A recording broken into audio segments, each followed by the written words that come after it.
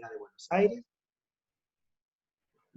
Ahí empezamos a grabar la sesión, así que esta sesión va a quedar grabada y va a ser compartida luego en YouTube. El ciclo lo organizamos, como decía, desde el CIAEC, con el apoyo de la Facultad de Farmacia y Bioquímica. Agradecemos a la subsecretaria de Informática en este momento, a que dirige el CECIN, que nos permite hacer todas estas cosas, y nos ayuda muchísimo porque, bueno, fue un aprendizaje muy veloz. Y contarles que aparte, este ciclo de seminario forma parte de las actividades del Instituto de Investigación en Educación Superior de la Universidad de Buenos Aires, que financia la Asociación de Docentes de la Universidad de Buenos Aires. Está también esta invitación extendida por FEDUM, y contamos con el auspicio de APFA y de ADECRA, y es una actividad de la Cátedra UNESCO para la Educación Científica en América Latina y el Caribe. Creo que no se me olvidó ninguna de las muchas credenciales que solemos usar. Le damos la bienvenida a Gaby, una vez más, yo contento de estar, y me voy a ocupar de seguir admitiendo a la gente que sigue entrando. Ya estamos superando los 110, y luego al final coordinaremos las preguntas de la mejor manera posible para que todos puedan hablar. Gaby. Bueno, me toca hacer la presentación formal del doctor Vicente Talanquer. Él es doctor en Ciencias Químicas, primero estudió y se recibió de químico en la Universidad Nacional Autónoma de México, después hizo su doctorado también en esa misma universidad, haciendo en el tema de investigación físico-química, donde obtuvo su doctorado, fue profesor en México, pero después, en el año 2000, se mudó a Tucson, y está trabajando en la Universidad de Arizona, actualmente como profesor en el Departamento de Química y Bioquímica de dicha universidad. Para los que no lo conocen, Vicente Talanquer es un referente obligado para todos aquellos interesados en lo que es la enseñanza y la investigación, en lo que es educación química y todas las ciencias. Tiene numerosos artículos publicados, pero numerosos, cuando digo numerosos son muchísimos, tanto en español como en idioma inglés, en revistas de primerísimo nivel. Y la verdad que es un orgullo, y ahora ya no voy a ser tan académica, sino voy a usar algo más coloquial. La verdad que me siento orgullosa como latinoamericana de tener un profesor que es latinoamericano, que triunfa en los Estados Unidos, que triunfa en Europa porque todo el mundo lo conoce, porque publica allá arriba en las mejores revistas, y tiene la generosidad de seguir participando en las actividades de lo que es su comunidad de origen, ¿no? Así que eso creo que hay que valorarlo mucho, porque no se olvida y nos sigue hablando en español a nosotros, que me imagino que él allá estará hablando siempre en inglés. Y con Vicente me pasa otra cosa particular. Yo lo conocí en México, en el mismo momento que también la conocí a la doctora Machado, que los tengo juntos ahí en mis cuadraditos, cuando estuvimos en Mérida, en un congreso. Bueno, no puedo dejar de nombrarlo, a nuestro querido Andoni Garritz, que fue el responsable de que nos conociéramos y que yo tuviera la oportunidad de escucharlo, en aquel momento a Vicente, y después poder identificarlo y seguirlo cuando participó en, no sé, en los congresos de enseñanza de las ciencias, o cuando participa en otras reuniones. Ha venido a la Argentina también y ha participado en los congresos que ha organizado ADECRA. Así que... Sí, ¿por qué no? Todos tenemos que tener el micrófono apagado, ¿no? Es una alegría enorme, la verdad, y me emociona mucho poder tener la presencia de Vicente, que haya aceptado. Además te digo, Vicente, que también me emocionó mucho saber que él estaba al tanto de que nosotros hacíamos estos seminarios, ¿no?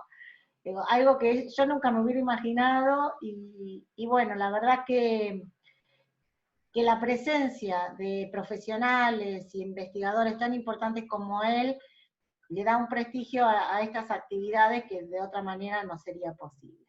Para no sacarle más tiempo de su presentación, vamos a hacer como siempre. Ahora le voy a pasar, o no sé si Nacho vos lo podés hacer, o Ana, de pasarle a Vicente para que sea anfitrión y pueda compartir la pantalla. Él va a tener su tiempo de exposición, y como siempre después quedamos para conversar entre todos en la sesión de preguntas. Mil gracias, Vicente, te dejo con tu audiencia. Muy bien. Muchas gracias. Perdón, yo no puedo compartirla. Tengo que ser yo. Sí, compartirlo vos, pasarlo como anfitrión. Y a mí también, porque yo no estoy como anfitrión. A ver si puedo hacer eso. Primero la parte técnica. No, a ver, Ana, si te puedo poner a vos como coanfitriona. Hacer coanfitrión. Sí. Y a ver si lo puedo poner a Vicente. No encontré. Mientras tanto, recordarles que si podemos mantener los micrófonos apagados y quizás las cámaras cuando no las estemos usando también, de manera de mejorar la conectividad y escucharnos mejor, se los voy a agradecer. Ahí te habilité como coanfitrión, Vicente, no sé si... Ajá. Ah, perfecto. Bien. Buenísimo. Muy bien. Bien. Gaby, muchísimas gracias por la introducción y por la invitación. Y muchísimas gracias a todos los que están aquí. Cuando Gaby me invitó, yo quería ser muy honesto. Yo no soy un experto en educación en línea o en educación remota.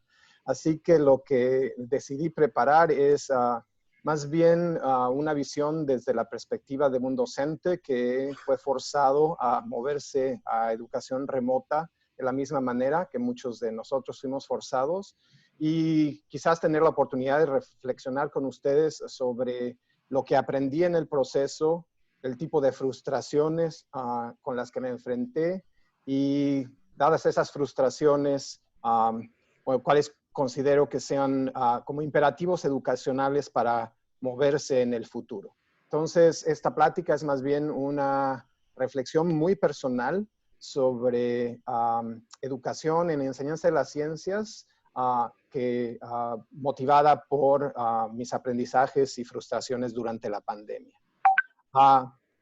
Las áreas en las que voy a dividir mi presentación inicial voy a primero hablar sobre las cosas que aprendí, que es la mayor parte de las cosas que quisiera dedicar a la discusión.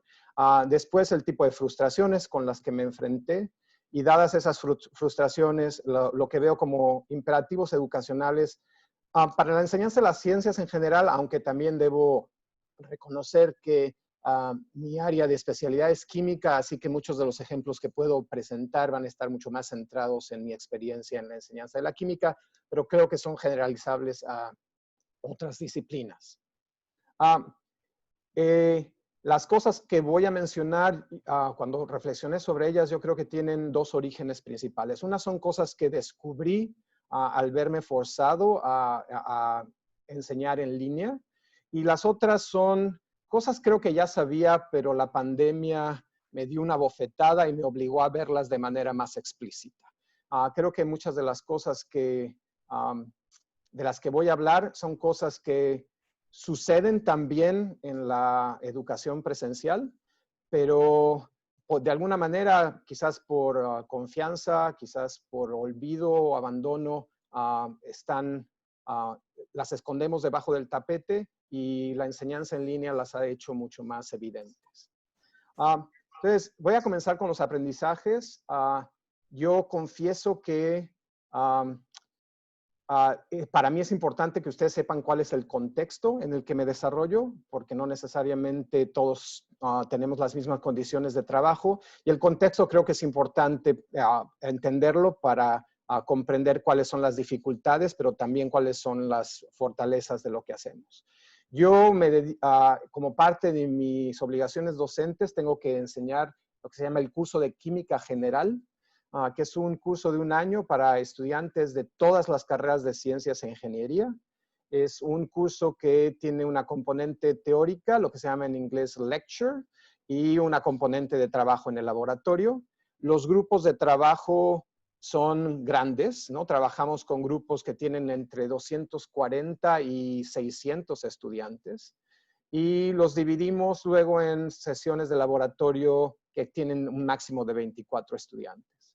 Otra cosa importante a reconocer es que desde hace algunos años hemos tratado de mover a la enseñanza tradicional a formas más activas, más colaborativas, y de hecho trabajamos en espacios ahora que favorecen el trabajo colaborativo, como el que pueden ver en la pantalla, ¿no? Son grandes son espacios de la biblioteca que ya no se usan, que han sido transformados en salones de clase donde podemos tener estudiantes trabajando en mesas de entre 4 y 6 personas.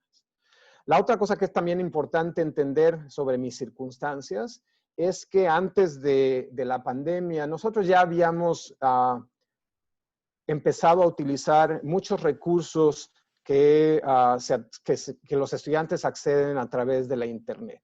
Entonces, por ejemplo, durante las presentaciones en el salón de clase usamos un sistema de presentación interactivo que nos permite hacer preguntas a los estudiantes acceden a ese sistema con su computadora o su teléfono y podemos hacerles preguntas y podemos desplegar visualmente las estadísticas de cuántos estudiantes piensan de una manera u otra. Pues de alguna manera ya teníamos un sistema de presentación que no dependía necesariamente de la presencialidad.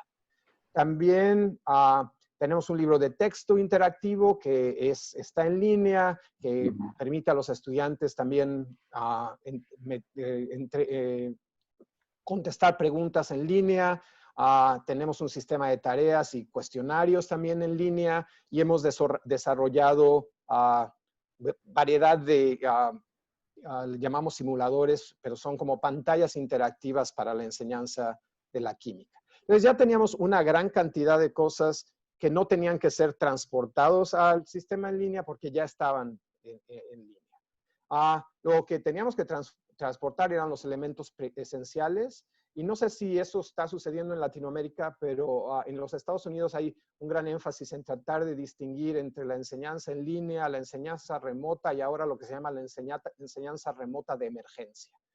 Yo creo que es para clarificar que lo que hicimos no es necesariamente enseñanza en línea, ¿no? Que es mucho más planeada, estructurada y bien pensada, sino lo que hicimos es lo que pudimos para enseñar remotamente, ¿no? Y a eso es a lo que le llamamos enseñanza remota de emergencia.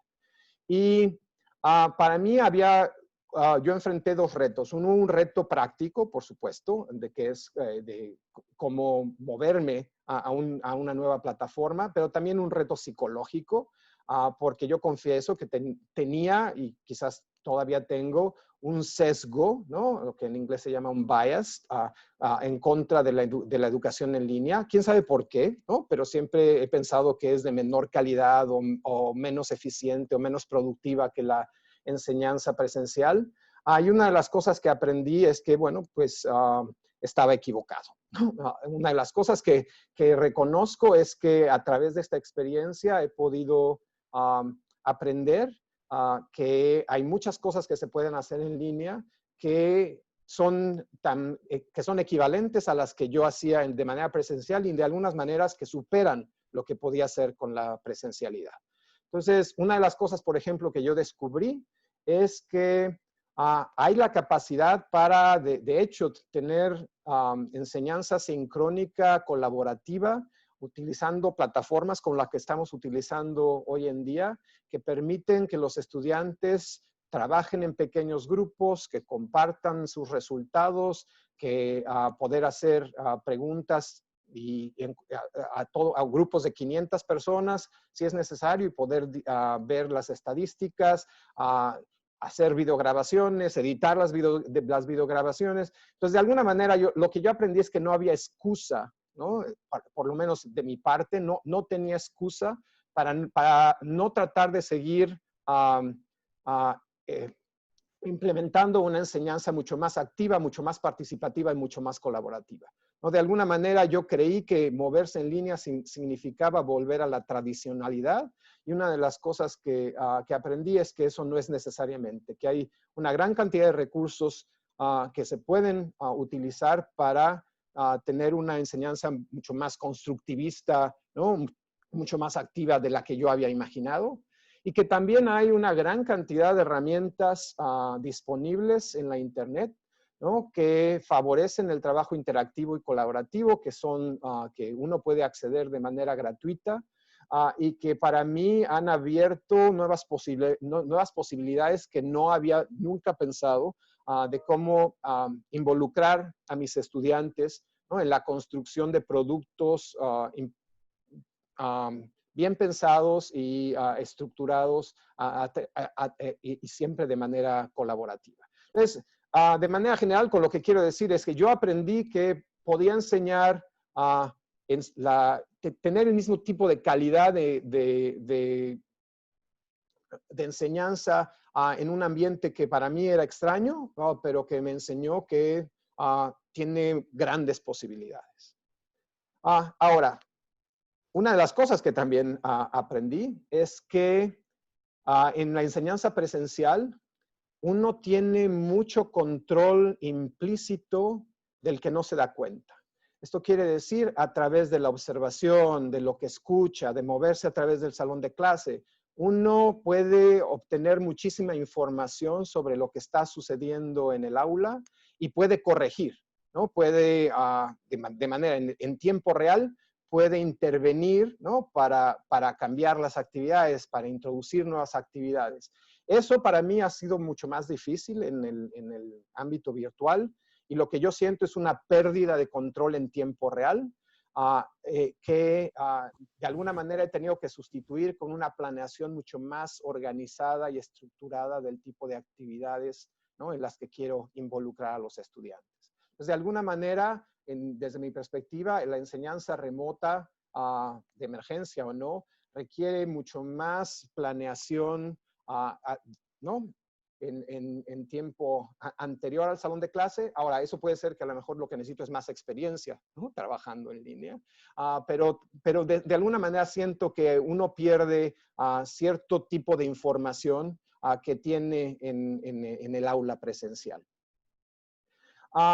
Otra cosa que, esto fue una bofetada para mí, ¿no? Es en el ambiente virtual, uno se da cuenta de la necesidad de crear muchas y diversas oportunidades para que los estudiantes puedan acceder a los contenidos y a las actividades, ¿no? Uno se da cuenta que no todos los estudiantes tienen los mismos recursos, la misma preparación, se vuelve mucho más evidente. Y esta necesidad de flexibilizar y multiplicar, ¿no? las opciones de acceso a la enseñanza es algo que se volvió evidente para mí, en el caso de la enseñanza remota, pero creo que esto es algo que no es único de la enseñanza remota, simplemente es algo que no hago o que no hacía de manera mucho más explícita en la enseñanza presencial, porque de alguna manera uno se olvida de la diversidad, ¿no? de los estudiantes, ¿no? Cuando tiene un mundo de 250 caras, ¿no? y tiene muy poco acceso a las realidades en las que cada una de ellas viven, que de alguna manera para mí se volvieron mucho más explícitas en el ambiente virtual. Otra cosa que también aprendí es mi capacidad para tolerar se ha incrementado notablemente, ¿no? Es decir, de alguna manera he aprendido a reconocer que es imposible conocer todas las circunstancias de todos mis estudiantes y controlar todo tipo de abuso. Yo no sé si lo han notado, pero hay los profesores, por lo menos los profesores con los que yo he interaccionado, han tenido niveles de frustraciones enormes con la imposibilidad de controlar lo que los estudiantes hacen, ¿no? Que si están copiando, que si no están, ¿no? Las cosas que están haciendo. Yo creo que lo que yo he aprendido es aprender a desarrollar, ¿no? Una actividad una posición mucho más zen, ¿no? De tolerancia, ¿no? Y de reconocer que lo que tengo que hacer es modificar la instrucción y la evaluación para reducir, ¿no? Este tipo de necesidad de controlar, ¿no? Lo que los estudiantes hacen. Y yo entré en este mundo de la enseñanza remota con la idea, y esta es una idea que a mí me impartieron las autoridades quizás de mi escuela o los expertos en enseñanza en línea, que me decían que era mejor enseñar de manera asincrónica que de manera sincrónica, ¿no? Que la sincronía permitía mucho más autonomía, que aseguraba de alguna manera mucho más la equidad, ¿no? de acceso a los recursos. No todo el mundo podía necesariamente conectarse de manera sincrónica, etcétera. Y yo lo que he aprendido en el proceso es que tanto la sincronía como la sincronía tienen fortalezas y debilidades, y que tener esta actitud de solo hay una manera de enfrentarse con la enseñanza virtual es un poco restringido. Yo creo que hay que buscar un balance entre la sincronía, que asegura contacto humano, comunidad, ¿no? Seguimiento, ¿no? Sensación de normalidad, ¿no? en la enseñanza, en contra de la sincronía, que por supuesto, ¿no? Tiene también ventajas en términos de desarrollar, ¿no? La capacidad para el aprendizaje autónomo, es mucho más flexible, ¿no? Permite a los estudiantes acceder a los recursos de una manera mucho más versátil. Entonces, este equilibrio para mí es una de las cosas con las que yo he aprendido y que espero poder implementar de una manera mucho más efectiva en las clases que tendré que desarrollar en el próximo ciclo. También, muchos de ustedes no me conocen, pero yo no soy una de esas personas que podrían, que si me conocen, si me conocían en persona, no soy muy afectiva, ¿no? Esa es la realidad, ¿no? Tengo así como problemas de interacción social. Y una de las cosas que he aprendido a través de la virtualidad es que los vínculos afectivos que he podido establecer con mis estudiantes a través ¿no? de la enseñanza en línea han sido muchos más fuertes de los que había establecido a nivel presencial, ¿no? Por diferentes razones, porque mis estudiantes me han visto dar clases desde mi casa, desde mi oficina, porque he tenido la oportunidad de tocar la música que me gusta antes de comenzar la clase, porque he tenido la oportunidad de charlar con ellos antes de comenzar la clase, de hacer bromas que jamás me hubiera atrevido a hacer en persona, ¿no? A través del chat. Y todo ese tipo de cosas generaron, ¿no? una conectividad mucho más fuerte con mis estudiantes. También creo que tenía que ver con el hecho de que todos estábamos confinados, ¿no? Por la pandemia, y había una crisis común, ¿no? Que todos estábamos enfrentando. Pero de alguna manera sí creo que estos espacios, y lo pueden ver, ¿no? Jamás hubiera tenido la oportunidad de interaccionar con todos ustedes, ¿no? Si no hubiera sido por esta oportunidad. Ahora, también para mí lo que ha sido sorprendente es esta creación de vínculos virtuales entre educadores a nivel universitario que yo jamás he visto, ¿no? Hay grupos de Facebook que están dedicados a la enseñanza de la química, ¿no? Hay estas conferencias, ¿no? Que se organizan en diferentes partes del mundo y que yo jamás me hubiera enterado que jamás hubieran existido y yo me hubiera jamás enterado sin esta crisis. Entonces, yo creo que la pandemia nos ha obligado a establecer vínculos mucho más fuertes y a compartir ideas, ¿no? De formas que yo jamás había visto antes, y que espero sobrevivan, ¿no? al paso de la pandemia. Recientemente, no sé si ustedes conozcan, pero hay una publicación que se llama La Crónica de Educación Superior en Estados Unidos, que recientemente sacó una estadística sobre las sensaciones de profesores a nivel universitario sobre sus experiencias con la enseñanza remota de emergencia. Y aquí pueden ver la distribución entre los que el doble más implica muy positiva la experiencia y el doble menos implica muy negativa. Pueden ver que hay una distribución enorme. Yo, después de esta experiencia, me situaría en este grupo, ¿no? En el grupo en el que tuvo una experiencia positiva, ¿no? No completamente positiva, pero una experiencia positiva, y que ha desarrollado mucha más confianza en poder implementar una enseñanza remota, ¿no? Con más efectividad en el próximo semestre. Así que yo me situaría en esta posición. Sin embargo, también hicieron otra pregunta de cuál es su deseo de enseñar en persona, ¿no? En el próximo semestre. Y yo voy a confesarles que yo me sitúo aquí, ¿no? Dadas las circunstancias, dada la incertidumbre y dado lo que he aprendido que se puede hacer, ¿no? Con la enseñanza a nivel remota, creo que prefiero enseñar ahora en línea, ¿no? Que enseñar de manera presencial dadas las circunstancias, ¿no? Dada la impotencia de asegurar que todos mis estudiantes, ¿no? Tendrán las condiciones para que aseguran su seguridad sanitaria y personal. Ahora, aprendí muchas cosas, pero también estuve frustrado acerca de muchas cosas, ¿no? Porque no todo salió perfectamente.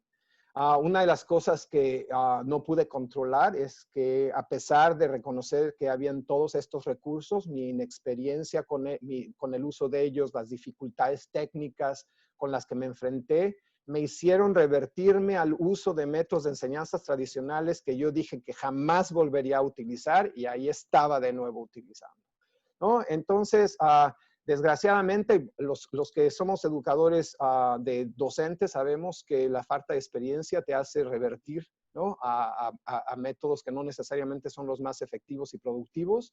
Yo, de alguna manera, me revertí en algunas áreas a hacer cosas que sé que debo controlar y buscar la manera de evitarlas.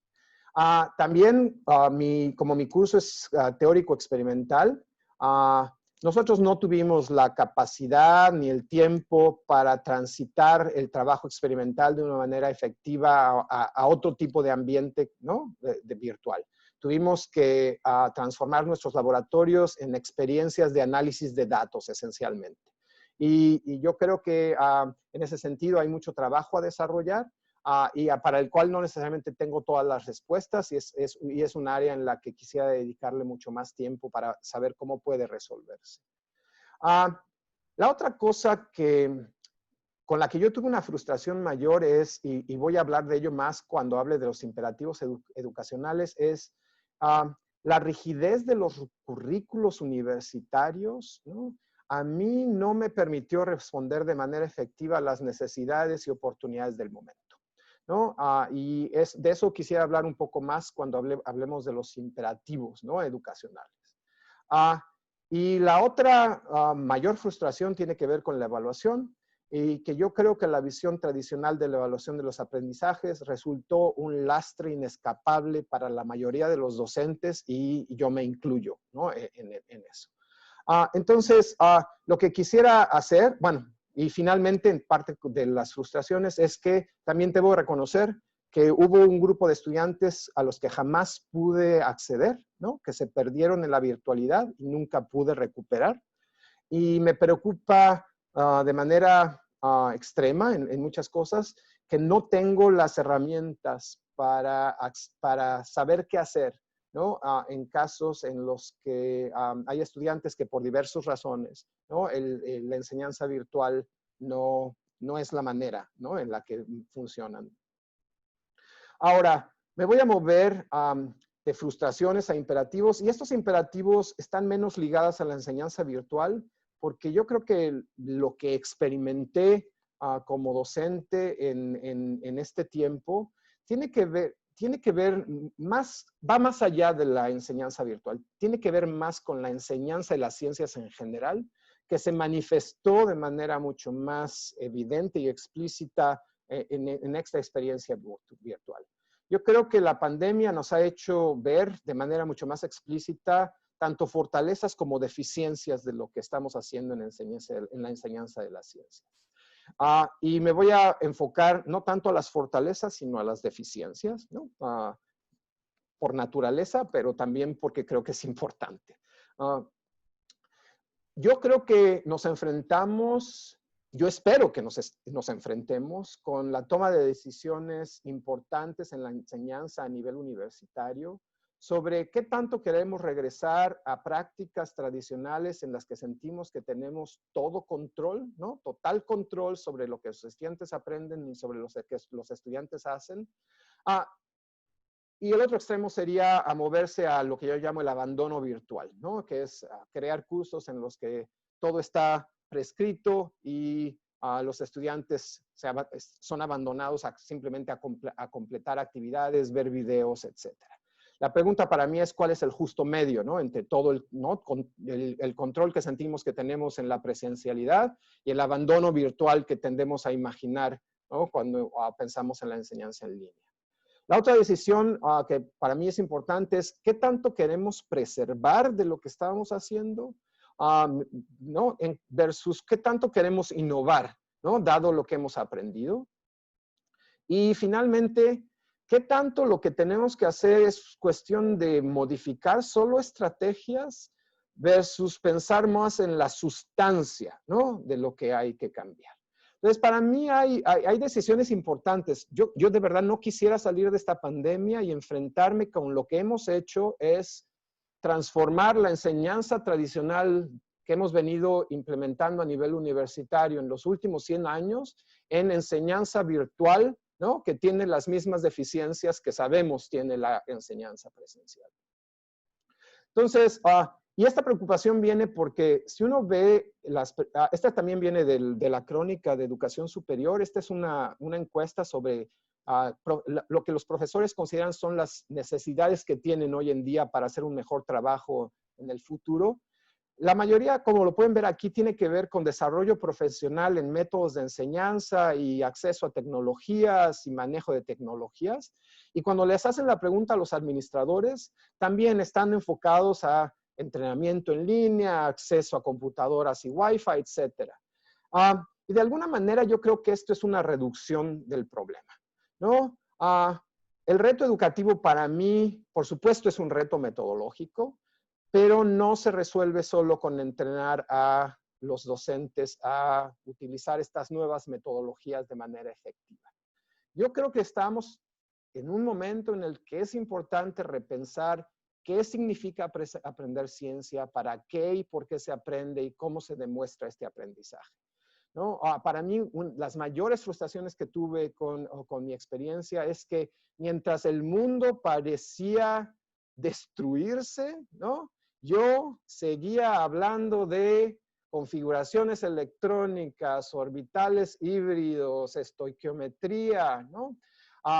El currículo me restringió de una manera que me parecía inaceptable, ¿no? A enfrentar lo que los estudiantes, mis estudiantes, de manera concreta estaban viviendo, ¿no? Y no había excusa, ¿no? A muchísimas de las discusiones, por lo menos en los Estados Unidos, que estaban ocurriendo mientras yo estaba dando mis clases, que si hay que usar jabón, que si es mejor usar jabón contra blanqueador, que si el presidente de los Estados Unidos está sugiriendo que debemos inyectarnos blanqueador, ¿no? Que si el presidente dice que ahí es bueno utilizar hidroxicloroquina, ¿no? Y ahora recientemente, ¿cuál es la diferencia entre gas pimienta y gas lacrimógeno? ¿No? Etcétera, etcétera, etcétera. ¿No? Hay un mundo de cosas que estaban sucediendo que el currículo no me permitía, ¿no? No me permitía enfrentar. Y la pregunta para mí es, ¿cómo se escapa, ¿no? ¿Cómo se escapa del currículo tradicional para reconocer que lo que nuestros estudiantes necesitan hoy en día es la integración de conocimientos sí disciplinarios básicos, fundamentales, pero para pensar de una manera mucho más sistémica, para aplicar prácticas científicas, el pensamiento crítico, lo colaborativo, adquirir responsabilidad, ¿no? Y alfabetización socioambiental, etcétera, etcétera, etcétera, que son mucho más relevantes, no solo para los ciudadanos en general, pero para los profesionistas, ¿no? Que queremos formar a nivel universitario. Yo creo que es el momento en abandonar el paradigma con el que hemos vivido, ¿no? Por años, que es un paradigma de adquisición y comprensión de conocimientos y habilidades. No importa si lo pensamos de manera pasiva, ¿no? Transmisión de conocimientos, o si lo pensamos de manera constructivista, en la que decimos, o lo que tenemos que hacer es que los estudiantes construyan conocimientos a través de participación en prácticas científicas y de ingeniería y de pensamiento crítico colaborativo. Finalmente, lo que nos interesa es que adquieran y comprendan conocimientos y habilidades. Yo creo que ese paradigma debe abandonarse, que la pandemia nos ha demostrado que ese paradigma no va a preparar el tipo de individuos que las sociedades necesitan, y que el paradigma al que tenemos que movernos es un paradigma en el que que lo que es importante es que los estudiantes se involucren, participen y adquieran competencia en la aplicación de prácticas científicas, ingenierías y de pensamiento crítico colaborativo para resolver problemas y preguntas en contextos de relevancia. Y que los conocimientos y habilidades científicos que tanto nos interesan, más que en cuestión de adquirirlos y comprenderlos, lo que los estudiantes deben hacer es saber identificarlos, procesarlos y aplicarlos de manera constructiva, pero para pensar sobre problemas de relevancia. Para mí esto es un cambio fundamental en lo que debe ocurrir a nivel universitario. No sé cómo hacerlo, ¿no? Solamente tengo la frustración, ¿no? de que no sé si la pandemia no nos hace, ¿no? cambiar, ¿no? ¿Qué nos va a hacer cambiar? Porque finalmente, si uno lo piensa, ¿no? Esta visión, ¿no? que tenemos, este paradigma educativo centrado en la adquisición y comprensión de conocimientos, determina que lo que nos interesa tanto, ¿no? lo que nos obsesiona es cómo vamos a hacer los exámenes, cómo vamos a asegurar que los estudiantes no copien en los exámenes, porque solo pensamos en los exámenes como el medio de calificación y avance para los estudiantes. Si pudiéramos cambiar de paradigma, ¿no? Nos daríamos cuenta que en lugar de enfatizar la evaluación del producto, lo que deberíamos de enfatizar es la evaluación del proceso, ¿no? educativo, y que el reto no es qué examen no van a encontrar mis estudiantes en la internet. Ese no es el reto, ¿no? El reto es cómo transformo la evaluación formativa en algo que pueda ser calificado y que pueda ser utilizado para evaluar el avance de los estudiantes. ¿No? Ese es el reto en el que deberíamos enfrentarnos. También yo creo que para mí el cambio de paradigma implica que dejemos de falsamente separar, ¿no? el trabajo teórico en el salón de clase del trabajo experimental en el laboratorio. ¿No? El paradigma en el que vivimos es un paradigma que nos obliga a pensar que los conocimientos se adquieren en el salón de clase y las habilidades se desarrollan en el laboratorio. Si tuviéramos un paradigma diferente, nos daríamos cuenta que no importa en qué medio, no importa si es virtualmente, presencialmente, si es en la casa, si es en el campo, donde sea, lo que es importante es que los estudiantes se involucren en prácticas científicas, de ingeniería y de pensamiento crítico colaborativo, ¿no? Para pensar sobre, ¿no? problemas de relevancia, para reflexionar, para evaluar, ¿no? a lo que está sucediendo en el mundo. Y eso puede hacerse tanto en el salón de clase, como en un laboratorio, como fuera del laboratorio. Una de las cosas a las que me estoy dedicando este verano, por ejemplo, es porque tengo preocupación sobre cómo estamos manejando la enseñanza experimental y cómo la estamos moviendo, ¿no? fuera de la presencialidad. Es que la realidad hay modelos hoy en día, ¿no? de enseñanza ciudadana, ¿no? de utilizar... no sé cómo decir cures en español, se llaman experiencias de enseñanza que están, experiencias de investigación que ocurren en el salón de clase, no en laboratorios de investigación, y también el uso de datos masivos, ¿no? para analizar lo que está sucediendo a nivel mundial. Y de hecho, utilizar teléfonos celulares, ¿no? Hoy en día hay muchísimas aplicaciones que permitan, de hecho, ya recolectar datos utilizando estas aplicaciones para crear experiencias en las que los estudiantes, de hecho, investigan el mundo en el que viven como parte, ¿no? del trabajo en el aula. Y finalmente, lo que quiero decir es que también... creo que debemos dejar estas discusiones en lo que las cuestiones de equidad solo se manejan a nivel de acceso y habilidad para utilizar las tecnologías. Si algo nos ha demostrado esta pandemia es que tenemos problemas de equidad académica en términos de cuál es la preparación de los estudiantes, ¿no? Con los que trabajamos. Tenemos problemas de equidad pedagógica en términos de qué tanto las pedagogías y los ambientes educativos que construimos están basados en el uso de prácticas pedagógicas inclusivas.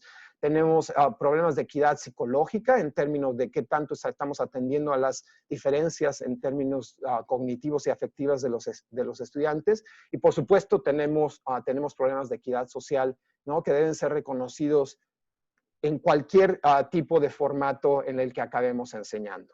Y creo que eso es todo lo que quería comunicar y estoy abierto a la pregunta, la discusión y soy bueno para discutir, así que no hay problema. Bueno, muchas gracias, Vicente. Un placer. Perfecto, ahora ya recuperamos todas las pantallitas. La verdad que me encantó. Me encantó, lo digo en primera persona, pero estoy segura que al resto de mis colegas, la gente ahí veo que te están aplaudiendo, así que, bueno, vamos a... Nos sentimos como muy identificados, creo que todos en este momento hemos transitado por estas frustraciones y por estos logros, ¿no? Que no fue fácil pasar a la enseñanza remota, y ojalá que después de la pandemia hayamos aprendido algo, ¿no? Y estas reflexiones nos sirvan para mejorar. No sé si alguien que levante la mano para empezar con las preguntas. No, Gaby, que no levanten la mano porque es No te encontraba, a ver. No, que por favor los que quieran exponer, así vemos cuándo van haciendo los pedidos de palabra, en lugar de levantar la mano, lo escriban en el chat, porque es más sencillo para... Vos vas leyendo en el chat, perfecto. Y yo les voy dando la palabra y les pedimos que pregunten con el micrófono abierto, que bueno, así es un poco más cálido, ¿no? A ver, Sandra Hernández sería la primera persona. Y Eddie Machado después. Bueno, buenas tardes. Un gusto, Vicente. No sé si te acordás de mí, estuviste en la REC, acá en Bahía Blanca. La verdad que es un placer, como en aquel momento y hoy nuevamente. Como dijo Gabriela, nos sentimos totalmente identificados. Creo que fue una radiografía de lo que está pasando, al menos en la Universidad Nacional del Sur, en muchos de los docentes. Y yo lo que te quería preguntar es, como vos dijiste que tus clases eran teórico-prácticas, ¿cómo estás haciendo para suplir en parte digamos, la habilidad que se necesita tener en el manejo de cierta aparatología en el laboratorio, ¿no? Porque está claro que los simuladores son extraordinarios y nos permiten seguir trabajando desde lo teórico, las cuestiones teóricas de la práctica, pero ¿qué pasa con la habilidad, no? Creo que eso es una de las cosas que más preocupa. Bueno, acá, particularmente en Bahía Blanca, también por eso me sentía muy identificado el tema de las evaluaciones, y bueno, yo tengo una postura muy similar a la tuya, creo que no hay que tener miedo de decirle al estudiante si copia o no, sino hay que buscar estrategias para que las evaluaciones sean suficientemente interesantes como para que el estudiante no necesite copiarse. Pero bueno, yo básicamente lo que todavía no le encuentro solución, precisamente es a esta cosa de habilidad manual, y por eso te quería preguntar a ver cómo lo estaban haciendo. Yo creo que no tengo una respuesta. Yo creo que la cuestión de desarrollo de habilidades prácticas que son importantes en disciplinas como la química y otras ciencias no se pueden sustituir, no hay forma en las que podamos sustituir. De hecho, lo que yo creo es que hay que reconocer que hay cosas que no vamos a poder sustituir hasta que volvamos a la presencialidad, ¿no? Y por ejemplo, yo te puedo dar una idea de lo que está por el momento planeado para el próximo curso, para el próximo semestre. Nosotros en principio vamos a traer a los estudiantes de regreso a la universidad y vamos a dar laboratorios presenciales, pero en lugar de grupos de 24 vamos a tener grupos de 8 personas, ¿no? Y lo que vamos a hacer es que vamos a reducir el tiempo de trabajo en el laboratorio, reconociendo que el trabajo en el laboratorio se va a enfocar en el desarrollo solo de estas habilidades prácticas, que hay otras cosas que los estudiantes pueden hacer fuera del laboratorio. Y algunos de los estudiantes van a participar de manera virtual, como lo estamos haciendo ahora. Mientras 2 de sus compañeros van a trabajar en el laboratorio, un tercero va a asistir de manera virtual, ¿no? Estamos buscando, y eso va a rotar, ¿no? De semana a semana va a haber rotación. Estamos buscando maneras, reconociendo que hay cosas que son necesarias en la presencialidad, ¿no? Y otras que, de hecho, yo creo que estábamos haciendo presenciales que no son necesarias en la presencialidad. Sí, totalmente de acuerdo. Sí. Sí, creo que ha aportado mucho esta cuestión, por ejemplo, de reprogramar, de planificar. Había muchos docentes que hacía años que no planificaban, y esto de tener que sentarse a planificar hizo rever contenidos, y bueno, creo que dentro de la situación, que obviamente no es favorable, creo que hay mucho positivo desde el punto de vista educativo, ¿no? Muchas gracias, Vicente. Gracias, gracias a usted. Bueno, le doy la palabra entonces a Edith Machado. Hola, buenas tardes. Buenas tardes, Vicente, ¿cómo Hola, Edith. estás? Mucho gusto verte. Bueno, mucho gusto, la verdad que estoy infinitamente feliz.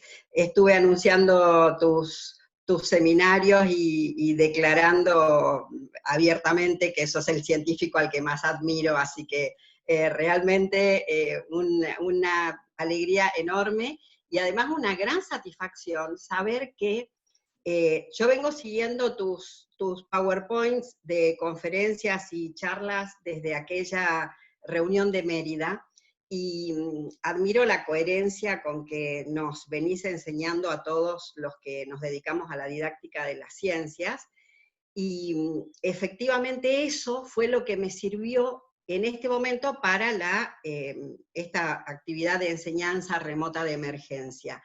El caso mío es que yo tengo que dar un taller de práctica docente experimental en este semestre, en este tiempo que estamos transcurriendo. Entonces, sinceramente, miraba tus conferencias y leía tus escritos y decía, bueno, ¿cómo resuelvo esto cuando yo adhiero 1000 por 1000 a lo que vos decís de cambiar de paradigma? Entonces, bueno, mi pregunta está vinculada a la que te hicieron recién, porque yo pude hacer que los estudiantes desarrollaran sus experiencias, la actividad experimental frente a la cámara, y era agua y tierra, agua y colorante, agua y gasa, agua y algodón. Entonces, ver qué procesos, de qué manera modelizábamos, de qué manera buscábamos modelos explicativos y de qué manera podíamos responder o vincular esos experimentos tan sencillos y tan simples que estaban haciendo con agua y algo más, y vincularlos a procedimientos científicos y a modelos explicativos. Pero bueno, mi pregunta, que acabas de decir que no tenés respuesta para eso, es justamente con las habilidades de procedimiento, ¿sí? Para mí es muy importante que una habilidad sea la modelización, y que puedan modelizar y explicar con criterio qué modelo utilizan, cuándo van a poner una esferita, cuándo van a poner un triangulito, que independientemente del dibujo que elijan, las interacciones que se están dando respondan a las ideas centrales de la química, ¿no? Qué composición, qué estructura, qué propiedades y qué interacciones y mecanismos se están llevando a cabo para poder explicar eso que están viendo. Pero sí me preocupa que también puedan desarrollar esas habilidades procedimentales que son estrictamente específicas de la química. Así que bueno, mi pregunta venía también por ese lado, ¿no? La metodología de rigor que nosotros pretendemos, que bueno, se titula de esta manera y no de otra, la pipeta se enrasa de esta manera y no de otra, entonces eso es bastante difícil de plantearlo en la virtualidad. Sí, estoy de acuerdo.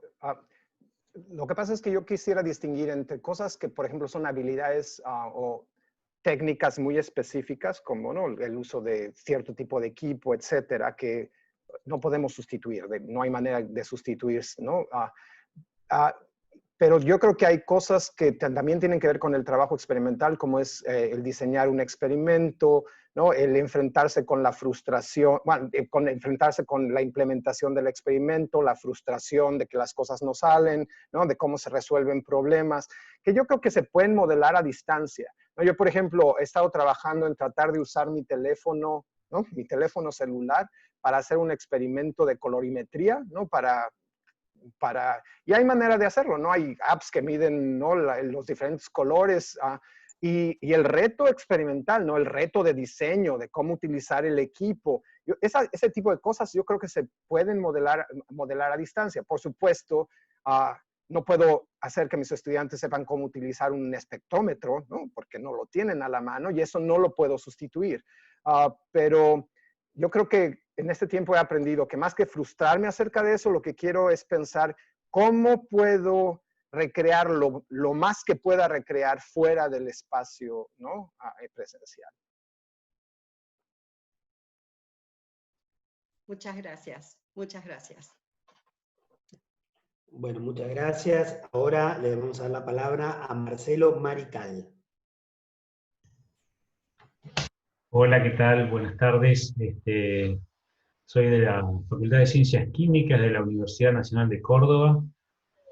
También estamos muy preocupados por este lado y venimos debatiendo mucho en estos días. Yo creo que de alguna manera esta pandemia, esta crisis mundial nos ha hecho poner en una situación de reflexión. Yo creo que todo el sistema educativo está como en ebullición. De hecho, este tipo de seminarios, este tipo de eventos no ocurrían normalmente en la presencialidad, y si uno hacía algo iba muy poca gente. Estoy viendo que en este momento hay casi 200 personas que todas deben estar preocupadas por la educación, y en particular yo creo que por la educación de la química, que tiene esta complejidad de todas las actividades experimentales. Algunas de las preguntas que quería hacer le hicieron antes, no lo voy a repetir, pero me voy a quedar con una que tiene que ver con pedirle una reflexión acerca de algo que en algún momento dijo de la rigidez de nuestros proyectos académicos, de nuestras currículas, de cómo tenemos armados nuestros planes de estudio. Y mucho de eso tiene que ver con los procesos de acreditación que tienen nuestras carreras, ¿no? Y nuestras universidades. En ese sentido, me gustaría algún tipo de reflexión de cómo ve el proceso de educación post-pandemia y cómo podemos trabajar justamente en producir flexibilizaciones de esas estructuras tan rígidas que tenemos, que creo que hoy nos ha demostrado la empiria, digamos, la evidencia experimental que estamos viendo en este momento, que no es tan conveniente, sobre todo en este tipo de situaciones. Más bien una reflexión en ese sentido es lo que le quería pedir. Y muchas gracias, el seminario ha sido realmente excelente. Gracias. Otra pregunta para la que no voy a tener respuesta, que es que, mire, la realidad es que todos lo sabemos, ¿no? Lo que tenemos que hacer es un cambio político, ¿no? Y los cambios políticos necesitan poder político. Y lo que necesitamos es adquirir este poder político. Y para mí, este tipo de cosas es lo que nos va a dar, ¿no? La capacidad para comunicar de manera mucho más directa, de manera colectiva, ¿no? Que, no sé cómo decir, es intolerable, ¿no? Que la enseñanza universitaria esté tan desligada de la realidad del mundo, ¿no? Que sigamos insistiendo que lo que es importante es la demostración de conocimientos y no la demostración de la habilidad de utilizar esos conocimientos para pensar sobre, ¿no?, problemas complejos en nuestro mundo. Yo creo que, mire, yo creo que a veces también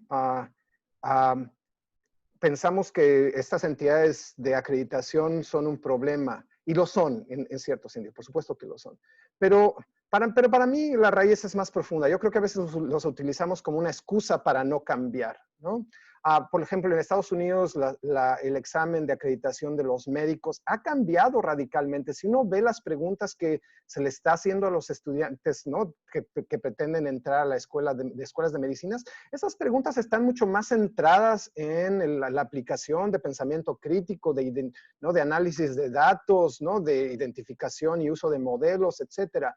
Y yo veo esos exámenes y ahora ya hay una desconexión con las clases de química orgánica que insisten, ¿no?, en seguir enseñando los 90 tipos de mecanismos que son importantes que los químicos orgánicos tienen que saber, ¿no? Y yo digo, ¿pero qué es esto? ¿No?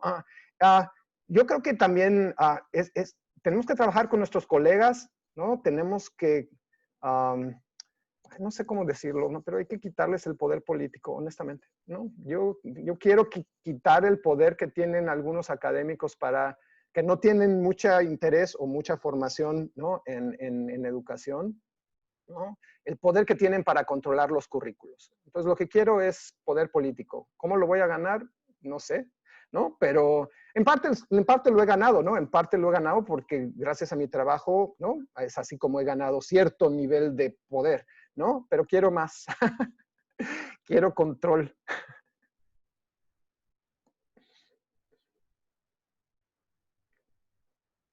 Bueno, muchas gracias, Vicente. Le voy a dar la palabra a Liliana Muschietti.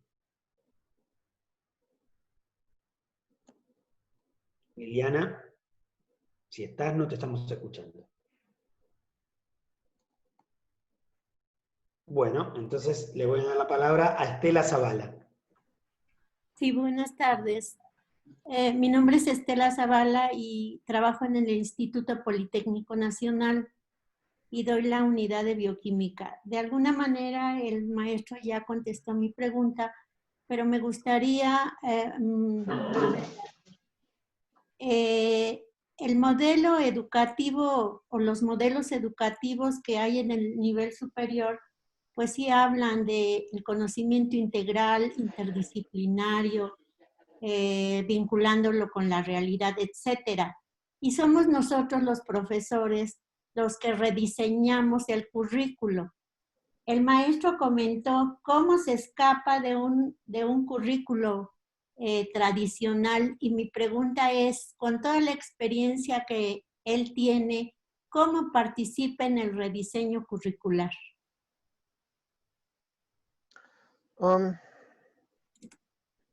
No sé si entendí bien la pregunta, pero... Sí, maestro, se la aclaro. Ajá. Nosotros somos los que ejecutamos los planes y programas de estudio. Y nosotros permanentemente hablamos de que el alumno no construye el conocimiento, que no es integral, que el currículum no es rígido, pero nosotros somos parte importante en el rediseño como profesionales, como intelectuales que somos. Entonces, no es contradictorio que nos estemos de alguna manera quejando cuando nosotros podríamos ser los actores del cambio. Sí, estoy de acuerdo. Yo creo, y mire, yo le confieso, yo llevo desde el 2007, ¿no? Ya es 13 años tratando de cambiar el currículo de química general con el que enseñamos. Sí, ya ha habido cambios y ha habido un movimiento en la dirección que yo creo que es la dirección más productiva. Pero aún así, aún con eso, y aún todo el rollo que les tiré, ¿no? Con todo ¿no? Mi reflexión y mis frustraciones, etcétera. Yo llego a mi salón de clase y después de 25 minutos me pregunto todavía, ¿pero por qué estoy hablando de esto? ¿No? ¿Y cuál es la relevancia de lo que estoy enseñando? ¿No? Yo creo que es muy, muy difícil cambiar, ¿no? Es extremadamente difícil abandonar, ¿no? Lo que hemos, ¿no? La manera en la que fuimos enseñados, ¿no? La tradición disciplinaria, es extremadamente difícil, no es fácil. Y tiene razón, yo creo que los docentes tenemos que involucrarnos en un trabajo de reflexión profunda y empezar a tomar más riesgos, ¿no? Empezar a tomar simplemente más riesgos, empezar a experimentar más y empezar a aprender también más, ¿no? Porque cuando yo digo que hay que involucrar a los estudiantes en, por ejemplo, reflexión sociocrítica, bueno, si quiero hacer eso, no voy a tener que aprender muchas más cosas de las que sé, ¿no? Para involucrarlos de una manera mucho más productiva y efectiva. Entonces estoy de acuerdo con usted, el docente, no creo que los docentes no quieran, hay docentes que no quieren cambiar, por supuesto, hay docentes que quieren cambiar, ¿no? Pero no saben cómo cambiar o cuesta muchísimo trabajo cambiar. Pero yo creo que este tipo de actividades que estamos haciendo, por eso yo creo que para mí una de las cosas más productivas ha sido de este proceso de pandemia es la posibilidad de estar aquí, ¿no? La posibilidad de estar hablando, de escuchar al doctor Pozo, ¿no? Y darme cuenta de que jamás había pensado en este asunto del procesamiento del conocimiento, ¿no? Por ejemplo, no había pensado sobre eso. ¿Qué significa? ¿Cómo lo traslado, ¿no? a mi práctica docente? Entonces, yo creo que la creación de esos espacios, ojalá se mantengan, pero que podamos encontrar maneras de mover de estas reflexiones a cuestiones prácticas, poco a poco, ¿no? Pero a cuestiones prácticas que muevan la brújula un poquito, ¿no? Muchas gracias, Vicente. Le voy a dar la palabra a Víctor Hugo, al amigo Víctor Hugo de México.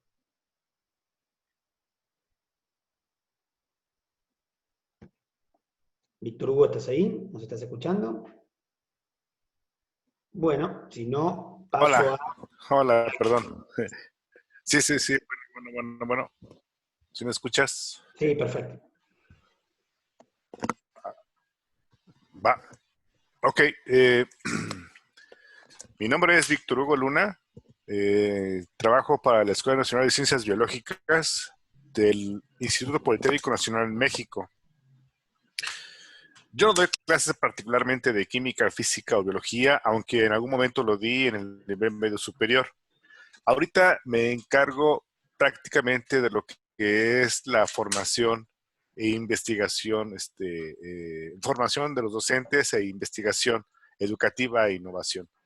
Mi pregunta va en el siguiente término. Tenemos claro que partimos de una normalidad que para nosotros era lo ideal. De repente transitamos a una normalidad tecnológica en donde la formación de los estudiantes es algo muy importante, debe de continuar sin perder ese tiempo, y vamos a transitar a una nueva normalidad. Dentro de las investigaciones que hemos estado realizando, ahora se está vislumbrando que la parte teórica de las ciencias experimentales se pueden abordar a través del uso de las tecnologías de la información y de la comunicación, o a través de las diferentes plataformas que existen ahorita y que están disponibles a nivel institucional. ¿Considera usted, doctor Talanter, que esta nueva realidad desfasará ahora más lo que existe del conocimiento teórico con el conocimiento práctico? Porque en el contexto mexicano, recordemos, o en el contexto politécnico, recordemos que a veces las clases de teoría dan una cosa, pero cuando llegamos al laboratorio son otra realidad. Entonces, ¿se está vislumbrando ese desfasamiento que puede haber ante esta nueva normalidad, doctor Talanter? Muchas gracias, doctor Ignacio. Bueno, yo espero que no.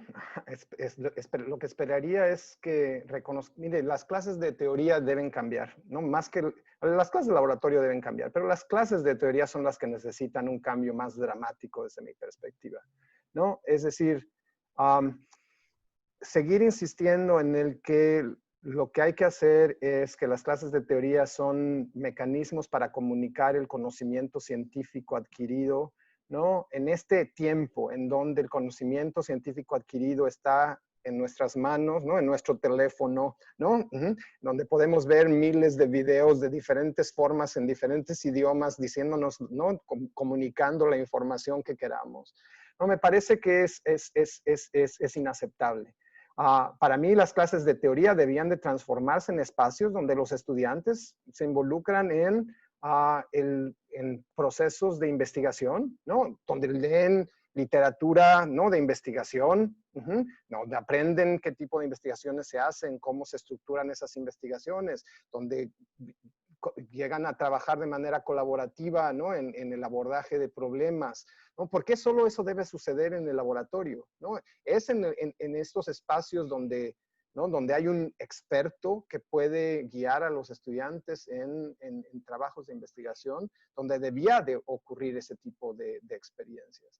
Entonces, no sé si necesariamente estoy respondiendo su pregunta, pero lo que quisiera, creo que el mensaje que tengo es que yo quisiera, ¿no? Dejar de hablar de teoría y laboratorio, ¿no? Si el énfasis fuera en el desarrollo de formas de pensar, eso debía de suceder en cualquier espacio en el que estemos. Bueno, muchas gracias. Sí, respondió mi pregunta. Muchas gracias. Gracias, Víctor Hugo. Decía, no quiero abusar tampoco de Vicente, sigue habiendo preguntas, sigue entrando gente, a la conferencia, hemos superado los 200 asistentes y todavía están muchos colegas entrando. Tengo 3 preguntas anotadas, pero voy a dejar de tomar preguntas, y ante lo que están comentando les aviso que va a quedar grabado y que esto quedará en el canal de YouTube del CIAEC, así que ahí pueden revisarlo. Pero le doy la palabra entonces a Andrea Felet. Hola, ¿qué tal? Gracias. Excelente la presentación. Creo que todos nos sentimos identificados y esto es una pregunta personal que la hice también mía. Cuando usted dijo su sensación en cuanto a la experiencia que tuvo en la enseñanza remota de emergencia, usted dijo que lo calificaría como positivo y no doble positivo. ¿Qué le faltó? Porque yo tengo una sensación similar para que sea ese doble positivo.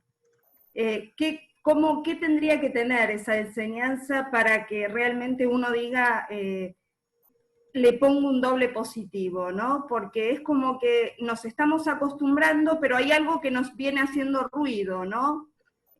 A mí como docente me pasa eso al menos. Y otra cosa que me quedó pendiente en su presentación cuando hablamos de cambios, ¿no? Que tenemos que pasar de un total control del aprendizaje a un abandono virtual. Y acá tengo una pregunta. ¿Nosotros como docentes tenemos que controlar todo? ¿Realmente hacemos bien controlando todo o no? Porque es algo que me lo pregunto yo con mis alumnos, ¿no? Es algo que me hace ruido. No sé qué. Sí, voy a empezar por la segunda parte.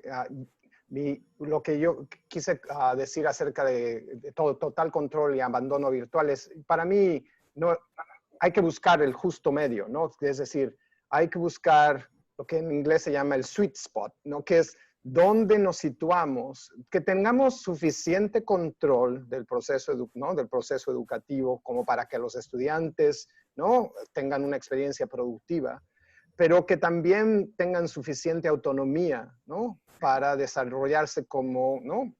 Como individuos y como ¿cómo se dice? Learners, como aprendices, ¿no? Entonces, para mí es una cuestión de dónde es mejor situarse. Y no tengo una respuesta todavía, ¿no? Para mí, tenemos que aprender a buscar eso. La otra parte, por qué para mí la experiencia no fue doble positiva, es porque, bueno, primero, hay muchas razones. Una es porque no me sentí cómodo en el uso de ciertas cosas, porque no tuve tiempo para planear y estructurar las cosas como yo hubiera querido planearlas y estructurarlas. Porque de manera psicológica soy docente porque me gusta estar con los estudiantes, ¿no? Hay una parte que tiene que ver con me gusta estar con los alumnos, también hay una parte de actuación, ¿no? Me gusta actuar, ¿no? Me gusta estar ahí, me gusta, ¿no? El performance, ¿no? Hay muchas cosas que tuve que abandonar, ¿no? Y entonces no es doble positiva simplemente porque abandoné cosas que no quería abandonar, pero creo que gané cosas que jamás hubiera imaginado que iba a ganar. Excelente. Muchas gracias. Gracias, Andrea. Gracias, Vicente. Tengo pregunta todavía anotada de Luz Martín Ruiz. Sí, buenas tardes, doctor Talanquer. Soy Luz Marina Ruiz Castellanos. Soy colombiana, pero vivo acá en Argentina. Profesora de secundaria en 3 escuelas públicas. El doctor Juan Ignacio Pozo la semana pasada afirmaba que damos conocimientos del siglo XIX, somos docentes del siglo XX y damos clases a chicos del siglo XXI. Nosotros, los docentes de secundaria, tratamos de prepararlos para el ingreso a la universidad. Yo me preocupo muchísimo porque chicos de bajos estratos sociales tengan la oportunidad de llegar a la facultad. Quisiera que usted me dijera qué estrategias puedo lograr con ellos para incentivarlos a que estudien ciencias. Por ejemplo, acá en Argentina se adolece mucho de las ganas de estudiar una ingeniería, les parece terrible. lo mismo alguna carrera de ciencias exactas. Y en esta pandemia, lamentablemente, quedó muy al descubierto, digamos, la gran diferencia social, donde tengo una cantidad de chicos que no pudieron conectarse de ninguna manera, porque inclusive tengo chicos que recién ahora me dicen, profesora, se me rompió el celular hace como 4 semanas, no me puedo conectar, no le he hecho nada de lo que usted propuso. Y digo, cuando vuelva, ¿cómo me paro ante ellos? Entonces, eso es lo que quisiera que usted me dijera, por favor. Muchísimas gracias, excelente su conferencia y excelente a los organizadores. Gracias, doctor Ignacio, por permitirme hacer la pregunta. Mire, de nuevo, no tengo respuesta. Hay problemas de equidad social, ¿no?, que nos toca a las sociedades solucionar, ¿no? Y yo creo que ojalá esto motive a muchas sociedades, no solo a la Argentina, ¿no? Yo creo que se pasa en todas partes, ¿no?, a reconocer que hay inequidades en el acceso a recursos, a tecnologías, en la preparación, que deben resolverse, ¿no? Si nos van a pedir a responder de una manera productiva a los educadores, ¿no?, a este tipo de crisis, hay ciertos niveles de inequidad que deben resolverse. Pero cómo se resuelven creo que es difícil y es una cuestión de voluntad política, pero también es una cuestión de presión social, y espero que la presión social, ¿no?, motive a los gobernantes a moverse en esa dirección. En términos de cómo motivar a los estudiantes, la realidad es que, miren, a veces es frustrante saber que durante los últimos 50 años ha habido múltiples trabajos de investigación educativa que nos señalan qué tipo de enseñanza es la más motivante, la más productiva. Tenemos una idea muy clara de cómo enseñar ciencias de manera más motivante y productiva para estudiantes de diferentes, de diferentes tipos de estudiantes. El problema es un problema de resistencia y de falta de conocimientos para implementar esas estrategias, pero también como de tener desconexiones, ¿no? Desconexiones entre los diferentes sistemas que yo no sé cómo resolver. En Estados Unidos, por darle un ejemplo. En Estados Unidos, los estudiantes con los que yo trabajo, que son estudiantes de primer ingreso, tienen deficiencias de conocimientos fuertes, como muchos estudiantes en muchos países latinoamericanos. Pero para mí el problema no es la deficiencia de conocimiento, ¿no? Entonces, el problema es que no han sido preparados para pensar de ciertas formas, ¿no? Para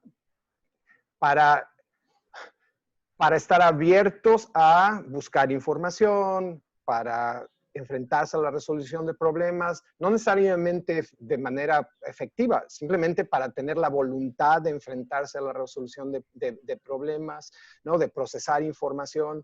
Entonces, yo lo que diría es que la mejor manera de motivar a los estudiantes de cualquier nivel es creando experiencias de participación activa que trabajen sobre problemas de relevancia y olvidándonos como lo he dicho miles de veces ahora, ¿no?, olvidándonos de que lo que es importante es que desarrollen conocimientos fundamentales básicos y que los demuestren.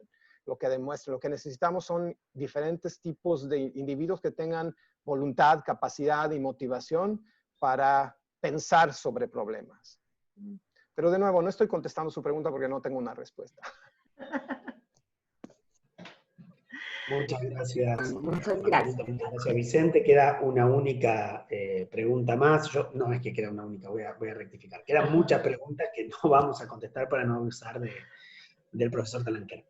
De todas maneras, También les recuerdo, porque lo están preguntando, que esta conferencia va a quedar grabada en el canal de YouTube del CIAEC junto con las otras 3 actividades, las otras 3 reuniones de este ciclo. La última pregunta es de Judith Bensiñón. Judith, ¿estás por ahí? Hola, sí, acá estoy. Bueno, ¿qué tal? Muchas gracias por la presentación excelente. Yo trabajo en un programa de educación secundaria para adultos de la Universidad de Buenos Aires, coordino el área de ciencias naturales, y tenemos justamente la ventaja cuando arrancamos con este tema de la pandemia, de que teníamos ya una implementación de un campus, porque nuestro programa tiene, digamos, un centro virtual con una pata presencial de acompañamiento a nuestros alumnos, que aparte son adultos. Escuchando su presentación, bueno, me llamó la atención esta cuestión de frente a, por ahí, la posibilidad de la pérdida de control que da la presencialidad, la necesidad de una planificación más estructurada.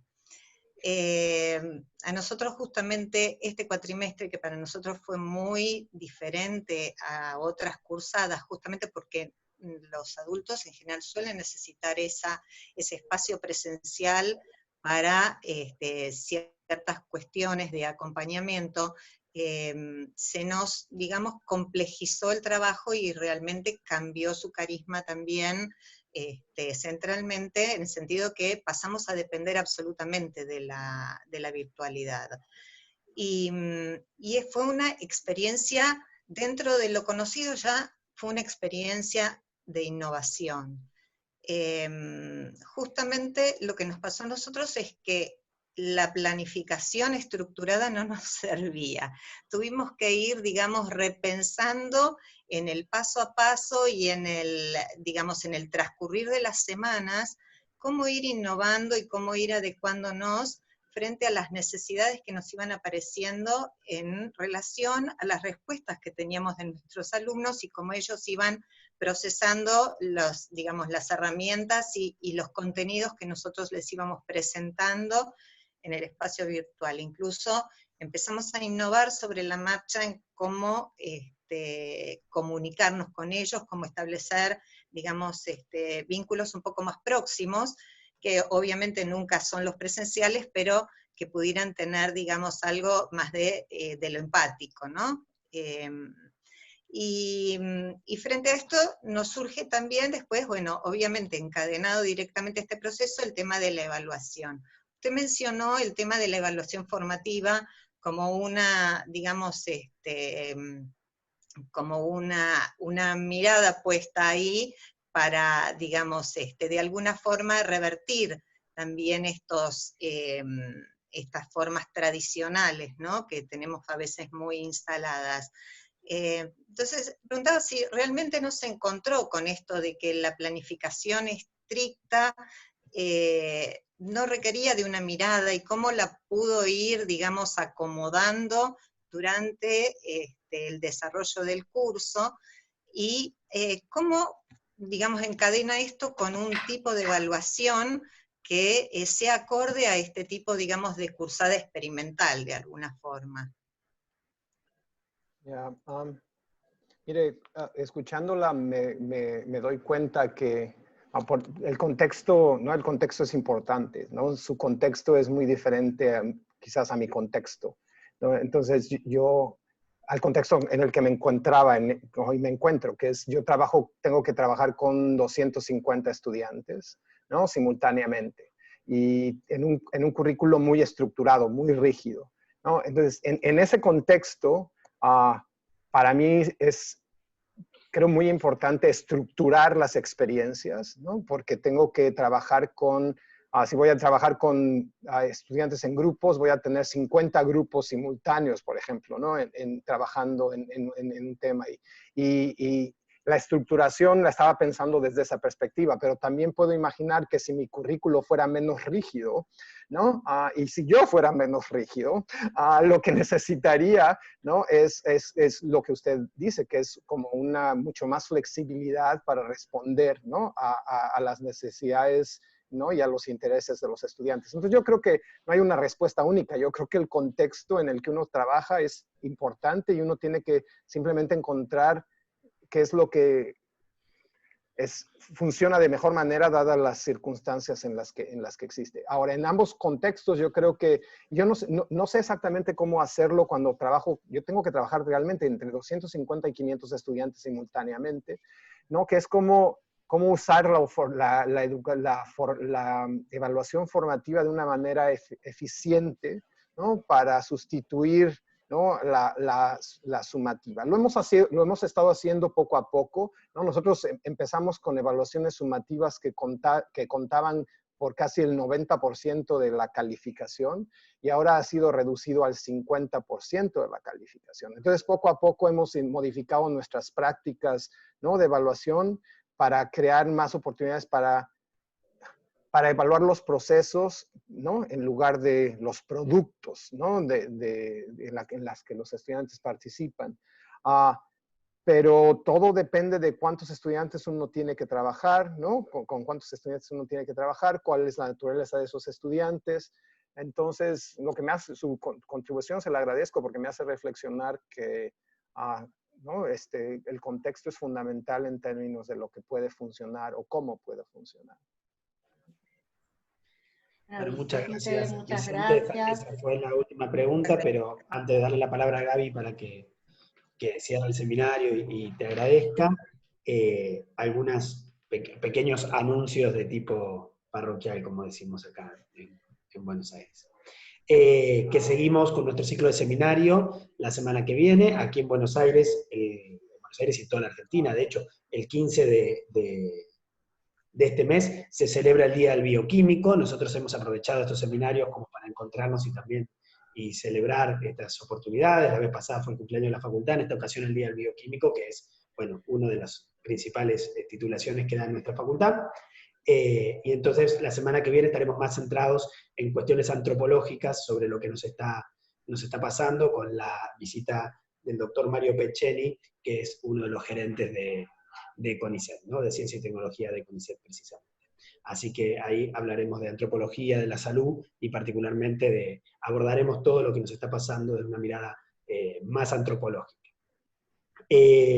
Recordar, porque me lo están preguntando, son muchísimos los agradecimientos, la gente estuvo muchísimo, gente que pudo entrar tarde o que tuvo algún inconveniente para entrar, recordarles que todo esto queda en el canal de YouTube del CIAEC, cualquier cosa nos consultan por mail, les pasamos el vínculo, pero si lo buscan en Google sale muy fácil también.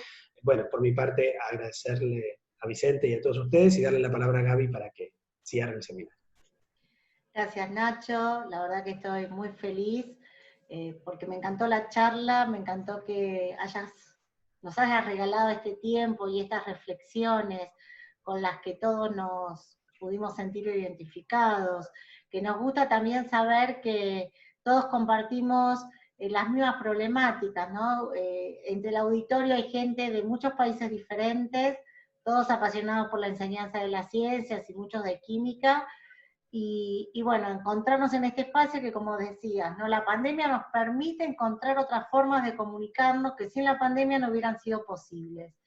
Desde ya tenés mi voto para cuando ahí vayas para la política con alguna acción educativa y científica, y creo que de todos los que te estamos escuchando, Eddie también está levantando la mano, porque sí que creo que a nivel de la región y defender un poco lo que es la educación en ciencias, y llevar lo que pasa en Latinoamérica a los centros importantes, ya sea la ICS, ahí en Estados Unidos donde estás vos, o participar en el ESERA, o estos tipos de congresos que también sé que estás conectado con Cibelerduran, y que se encuentran, y creo que tu voz nos representa, y te vamos a pedir que nos representes, y que bueno, y estamos tranquilos que nos vas a hacer quedar mejor que si fuéramos todos nosotros, pero creo que es importante, ¿no? Esto de llevarnos al mundo, ¿no? De poder empezar a interactuar y ya que no va a haber que viajar, si lo podemos hacer de esta manera, es un desafío que tenemos los latinoamericanos de no tenerle miedo, ¿no?, a este mundo del norte y poder participar. Quiero agradecerle también enormemente a todos y todas las que están en la sala, de todos los países, de todas las ciudades de Argentina, de todas las universidades. Tenemos cubierto desde el norte hasta Tierra del Fuego, así que nos alegra un montón, nos alegran los mensajes. Vicente, no sé, no creo que hayas tenido tiempo de ir leyendo, pero todo el mundo está súper contento con tu presentación, llegan felicitaciones, y la verdad que estos seminarios funcionan porque hay gente que está esperando el link para entrar en el Zoom, ¿no? Y se anota y se queda durante lo que dure, y participa y pregunta. Así que la verdad, enormemente agradecida también a todos los que participan. Y no te entretenemos más, no sé si querés despedirte con alguna palabra. Muy feliz y muy agradecida de que hayas estado con nosotros, Vicente. No, gracias, muchísimas gracias a todos ustedes, a Gaby por invitarme, a todos ustedes por escucharme. Siempre para mí es un placer, ¿no? Me dan ganas de llorar, ¿no? Porque estoy... el que no era afectivo, el que no así era es, afectivo. pero lo puedo hacer en línea, fíjate. Les agradezco muchísimo todo el cariño que manifiestan. Muchísimas gracias. Bueno, y ya te vamos a volver a llamar, así estás acostumbrado y te dan menos ganas de llorar. Bueno, muchas gracias a todos. Tenemos el hábito de que se vayan apagando las camaritas y los vamos saludando desde acá. Cada uno siéntase libre de empezar a desconectarse. Simplemente nos vamos saludando. Muchas gracias. Gracias a todos. Chao, chao.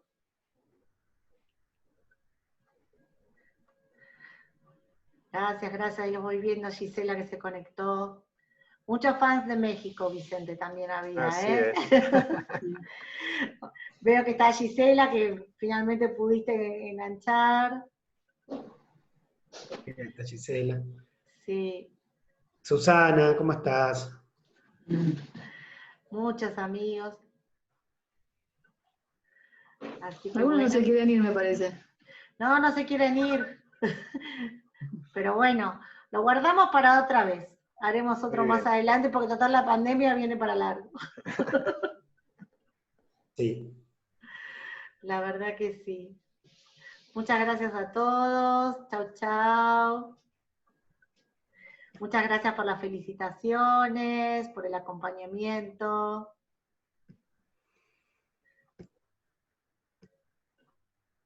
Chau, chau. Se van apagando las camaritas. Igual siempre esperamos, porque a lo mejor si hay alguno que al final se anime y dice algo.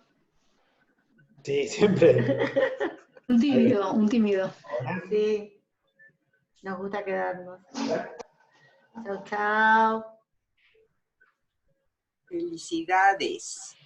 Muchas gracias. Felicidades a los organizadores. Muchas gracias, Silvia, por haber estado. Muchas gracias. Esto es fantástico, ¿no? Que cosas impensadas y de juntarnos todos un ratito, un viernes, Vicente a la mañana, nosotros a la tarde, en México después de comer, y poder compartir todos juntos. La verdad que esto es algo positivo que nos trajo y que nos deja la pandemia. Así es. Así que bueno, nos vamos a Felicidades y gracias. Hasta luego, Gisela. Gracias, Gisela. Bueno, vamos quedando menos. Sí, pero no se van, no se van. Chau, chau. Espero que haya quedado bien grabada. Ahora les confieso a los poquitos que están... Sí, yo creo que sí, porque salió la señora diciendo que... Sí, pero yo lo estoy grabando en mi computadora. Después hay que ver si sé dónde quedó. Espero que la tenga. No, yo lo grabé en la nube. Perfecto, perfecto. Pero ya empezadito. Bueno, por las dudas, por lo menos no perdemos todo. Muchas gracias. 3 minutos se había empezado.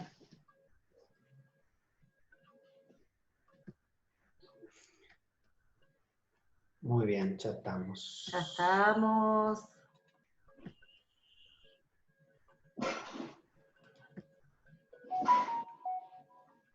Muy bien, bueno. Queda Muchas Marcelo. gracias, Marcelo. Voy a retirar. No los puedo retirar los que quedan, no sé por qué. ¿Te deja? Estoy en No. eso yo también. A ver si... Aún no pude, a lo mejor es que... Igual te dice que sí, pero no. Yo creo que un temita que tuvimos es que la gente no se confundió, por eso siguieron entrando, algunos llegaron tarde, por el problema el tema de los horarios. Con México tuvimos un desfasaje que la gente, cuando dijimos 16 horas de Argentina, pero a lo mejor no quedaba del todo claro, por eso como que siguieron llegando. Sí. Bueno. Nos queda uno solo por echar. Yo lo eché a Marcelo, pero no sé. No puedo, yo tampoco. No sé por qué pasa eso de que no podemos. Chao, Marcelo. Chao, chao. Chao, Marcelo. No, pero no hay manera que... Bueno, no